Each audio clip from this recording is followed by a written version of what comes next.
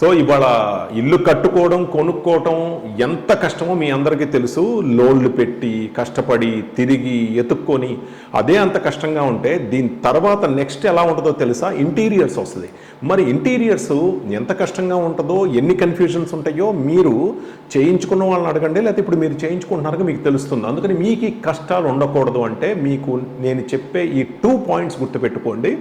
First of all, మీరు interiors చేయించుకోవాలనుకుంటే ఏ material, ఏ design, ఆ video చూడటం, ఈ వీడియో చూడటం ఇవన్నీ పక్కన పెట్టేసండి. అవన్నీ తర్వాత చూసుకోవచ్చు, చేయించుకోవచ్చు. కానీ మీరు ఫస్ట్ చేయాల్సింది అసలు మీ ఫ్లాట్కి మీరు పెట్టగలిగిన బడ్జెట్ ఎంత అనేది, అంటే ఏ ఐడియా లేకపోయినా అసలు మీరు ఎంత పెడదాం అనుకుంటున్నారు అనేది డిసైడ్ అవ్వండి.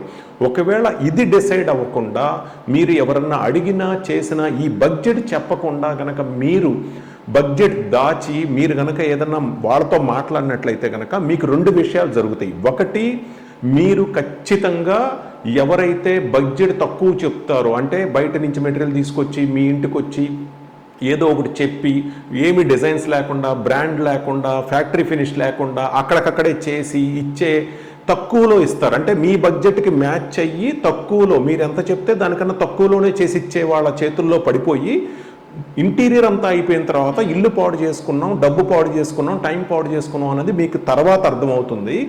అలా కాకుండా ఉండాలి అంటే మీరు ఎక్కడికి వెళ్ళినా, లైక్ ఇప్పుడు ఎగ్జాంపుల్కి మన స్పేస్ డిజైన్ షోరూమ్ మన మియాపూర్ కానీ అండ్ విజయవాడ కానీ షోరూమ్కి కానీ మీరు చూడటానికి వచ్చారనుకుందాం.